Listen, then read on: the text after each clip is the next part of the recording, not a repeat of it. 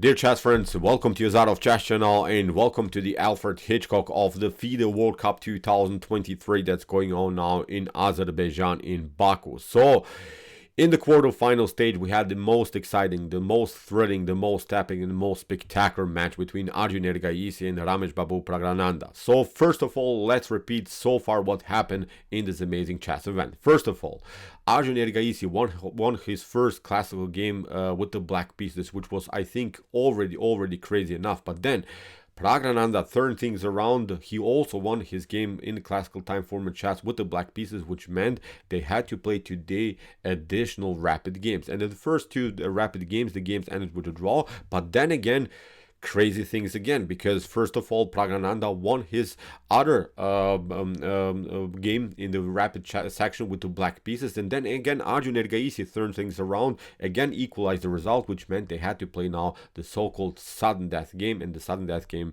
is the game that we're following now. The sudden death game, our rules are like this: if you lose one game, then you're getting kicked out of the event, and the tempo of the sudden death game is 3+2, 3 minutes on the clock plus 2 seconds increment per move.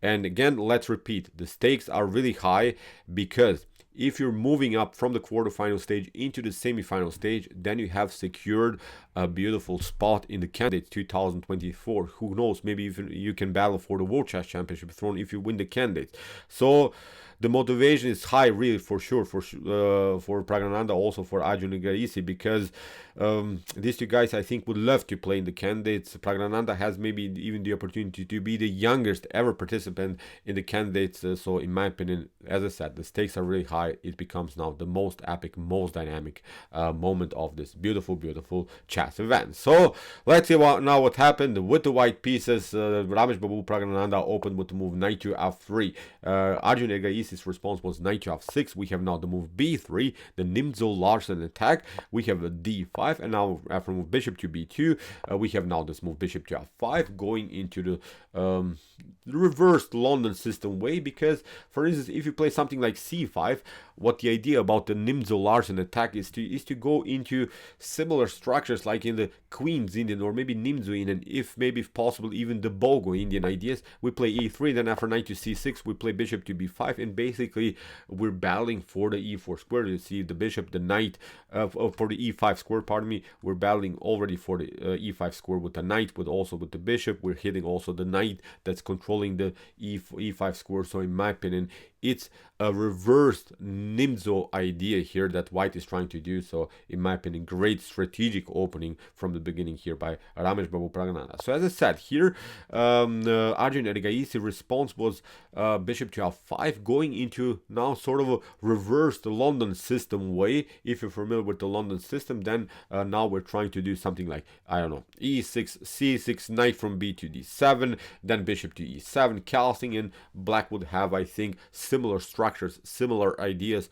like in the London system, because in the London you're playing, of course, bishop to f4 with the white pieces, but then you lock the dark squares with e3, d4, and c3, and similar stuff. So as I said, really already a strategic battle for both sides. g3, now Pragg goes into this double fianchetto setup, which is in my opinion really one of the best ways. Even if you meet the London system, then double fianchetto is in my opinion perfectly fine.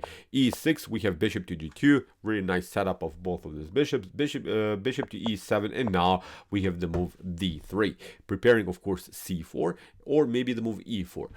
I myself like more this approach with c4, because in order to prepare the move e4, you have to still battle for it. You have to play first of all something like knight to d2, then you have to castle, maybe then later you also trying something like e4 to somehow break and enter. So it's a much slower preparation. c4 you can hit immediately without even preparing this move, so that's why I like, as I said, more this approach, but you can be the judge of this position for yourself for sure. So as I said, it's really a strategic play. Basically you're battling now for many squares in the center of the board. So now we have h6, like in the common London system, you're searching for an escape route for a bishop. You want to play bishop to h7 here, kingside castling, and now knight to d2 with the preparation to play the move c4. Here Arjun plays a very nice modern way, a5, not allowing here some tricky stuff on the queen side. Basically, if for instance something like this happens with the move a4, the problem is now you're having some weaknesses, especially here the b4 square is a weakness, so that's why many times this flank attack is met with the move a3. If you play a4, then we pass through with the move b4, and then we can hit again with c4. We would have a really mobile pawn structure here on the queen side. So here after move a3, we have bishop to h7, knight to e5 by Praggnanandhaa. He's attacking now the dark squares. We have now knight from b to d7, and now knight takes d7, queen to d7, and now again with the same motif here, Praggnanandhaa is trying again to occupy the weak e5 square. We have now the move c5, c4. We have now the move a4, which is so far perfectly fine here by Arjun Erigaisi. He's creating now his queenside attack that he has prepared with the move a5, but now very wild things happen. First of all, here Pragg plays the correct move with the move knight to e5. After move queen to c7, we have now c takes d5, and after e takes d5, b takes a4 was played by Praggnanandhaa. So Praggnanandhaa plays now a direct way, an aggressive way here. He's forcing now here black to react, but now the next move was, in my opinion, not a good move here by Arjun Erigaisi. He played now the move queen to a5, and I think Arjun got a little bit tricked here by Praggnanandhaa. A better way to go is to play first of all the move rook from f to d8, protecting your pawn on d5. You don't have to immediately attack the pawn on a4 with the move queen to a5, because this is a weakness, and this weakness will stay there forever. White can really never improve this weakness. So as I said, this attack against this pawn was simply too rushed, because here Praggnanandhaa shows his basic plan, he shows his basic concept. He's now attacking the pawn on d5, and now this whole idea with rook from f to d8 is not working, because we can pick up now the pawn, and also the bishop on e7 is hanging. So this queen takes b7 comes with the tempo. That's now the issue here. You could try, of course, rook to b8, but first of all we take out the bishop. That's now, as I said, the most important thing here to say. And even after queen to b3, again, you don't have to rush here. Here, again, Arjun Erigaisi rushed here with the move queen to a4. He was just tempted to pick up this pawn. He wanted to get his pawn back, but a better way to go was here to play the move bishop to d6. He should have probably realized his mistake, and now after something like, I don't know, bishop to d5, we pick up this one, bishop to e5. Now after bishop to e5, knight takes d5, queen to d5, leads at least into an opposite colored bishop's endgame, in which I think black would have great chances to make a draw.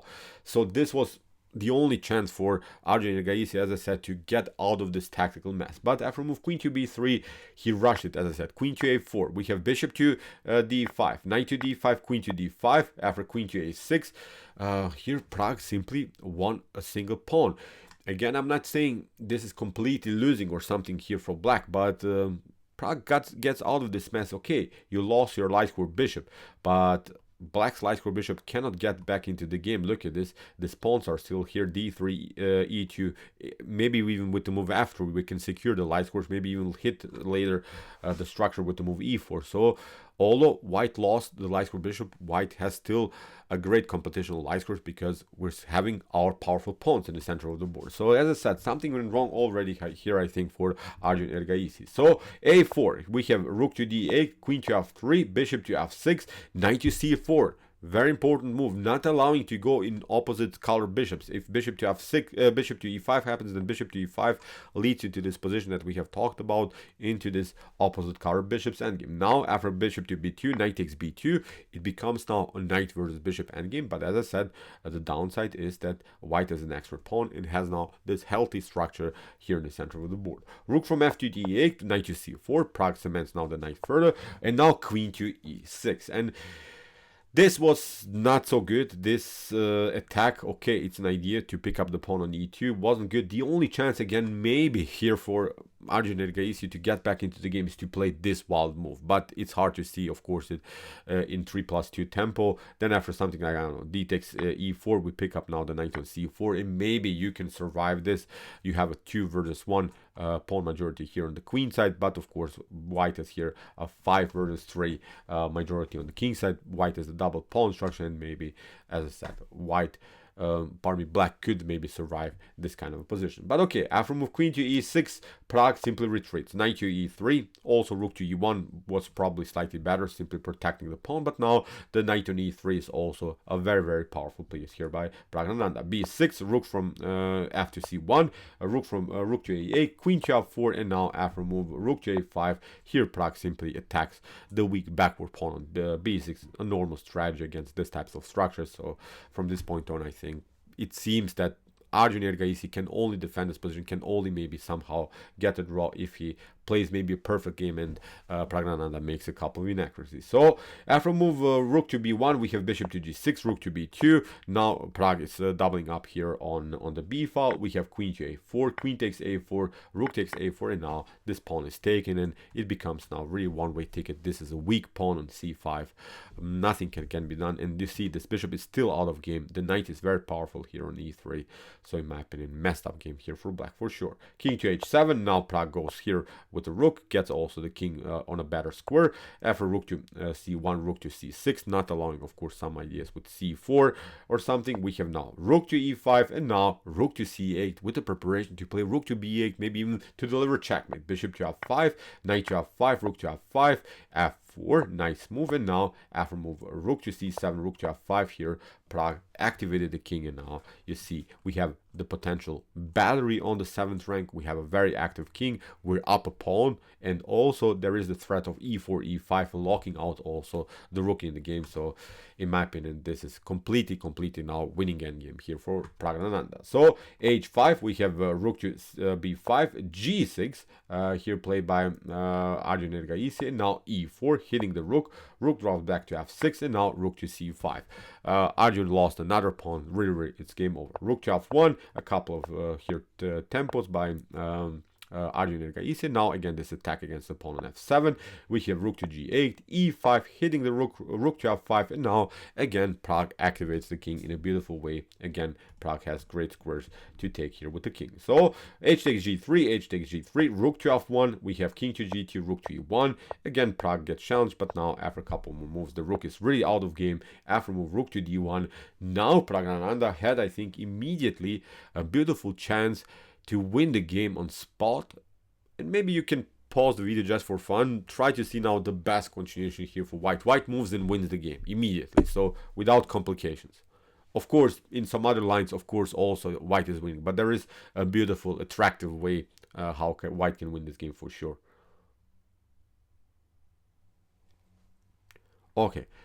The winning idea is a beautiful one. Rook to c8, you have to play. First of all, delivering a check, and now after move king to g7, you play rook from d to d8, and now you're threatening checkmate immediately. The problem is you get rook to g8 and then rook to h8. All of the squares are taken. In order to survive, you have to sacrifice maybe here the rook for the pawn, or maybe to play the move f6 here to liberate some squares for the king, but this is not working. Again, you get checkmated by the rook's activity. So rook to c8 was the immediate winning idea here for Pragg, but he played e6, maybe tiny little inaccuracy, but still much better position here for white. White can of course take out now this pawn. Rook to f7. Now after a couple more moves, the rooks were off the board, and now Pragg took another pawn. This is now game over here. Okay, Arjun has taken now the pawn on d3, but two extra connected pawns here are winning.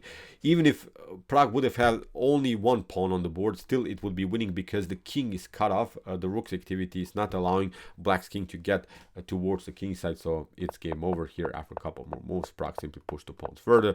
As I said, the king is out of game. The rook is very active here in the game. After king to g4, rook to a4 was played. Pragg gets the king closer, gets also now further progress with the pawns, and after a couple more moves in this particular position, Arjun Erigaisi resigned. Really amazing derby, really amazing match between the two of them.